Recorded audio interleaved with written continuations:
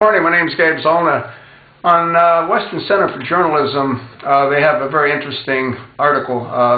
It's actually a video, and it's done by Bill Little. He's got his show called The Afterburner. I think it's definitely worth a view. He makes an awful lot of good points. What I find totally amazing is that the United States gives billions of dollars a year away to other countries. And the problem is we're giving what we don't have, because we have to borrow trillions of dollars in order to give away billions of dollars, and we're borrowing that money from China.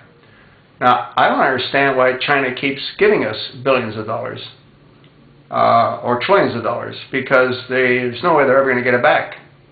So, I mean, it's impossible. We've reached the point of diminishing returns. There aren't any. So what's the game plan? Why would China keep giving us trillions of dollars?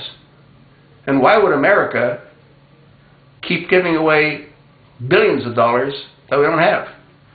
Well, I think it all comes down to our members of Congress. These people have lost touch with reality. That's if they ever had touch with reality. The only ones that had any hope of all of doing anything in a positive way are the newbies, the ones that were newly elected.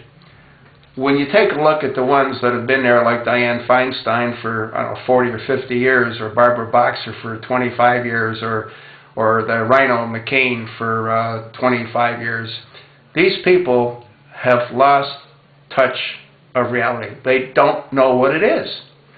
And it's really our fault for having them allowed to remain in power that long. You know what it's like.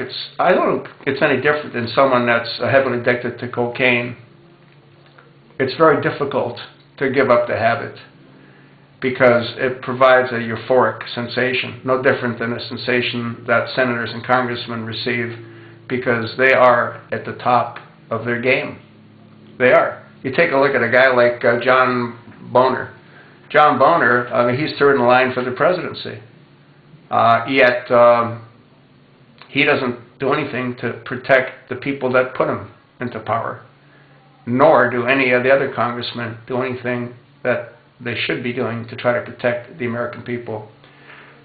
The problem is that there's no escape valve. There's nothing that we can do to remove them from power, other than through the electoral process, and we know that doesn't work, because people like Nancy Pelosi and Harry Reid, they either remain there because they're reelected legally, or they remain there because they're reelected illegally. I think it's the illegally more so than the legally, and that's because our voting system doesn't work. When we have electronic equipment that can be manipulated, when we have people that do not require to have proper photo ID, when we have absentee ballots that we don't know who's sending those in, that system doesn't work. What I think we need to do, if there ever is another election, is no different than what they do in those other countries that we have sent our soldiers for, and they have given their blood so people could vote, like in Iraq and like in Afghanistan. And that is this little device right here. That's all that's required. And paper ballots. And the reason paper ballots is they offer a paper trail. Without paper ballots, you don't have a paper trail. When you have an electronic input, that's all you have. You don't know who inputted or how it was inputted, or if it was inputted correctly. With paper ballots, you've got a pretty darn good chance. Does it take longer to count them? Absolutely. But so what? I'd much rather wait to hear the outcome of an election than hear the election the way we did this last one, the evening that it ended. Now, how is that possible? Because of technology.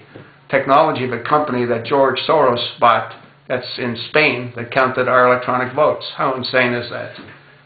This and this is all that's needed, period. And unless we have that, we'll have nothing. That's if there is another election, and that's highly dubious at this point. What can we do about our members of Congress? Nothing. They're the lawmakers. They're not going to enact any kind of laws that's going to disenfranchise them. They're not going to create any laws that are going to impose term limits on them. None whatsoever, beyond what they presently have. And you know what? What we presently have doesn't work. So, we have options. They're not all that many, but we do have options. The American people need to demand that if there are future elections, which at this point again are highly dubious, but if there are future elections, everyone must vote with proper photo ID. No absentee ballots are acceptable unless they're military, out of country, or unless they're American citizens that live in other countries. Other than that, paper and ink. That is the only way we'll know the will of the American people. If you agree, what can we do? Probably nothing, but we can try.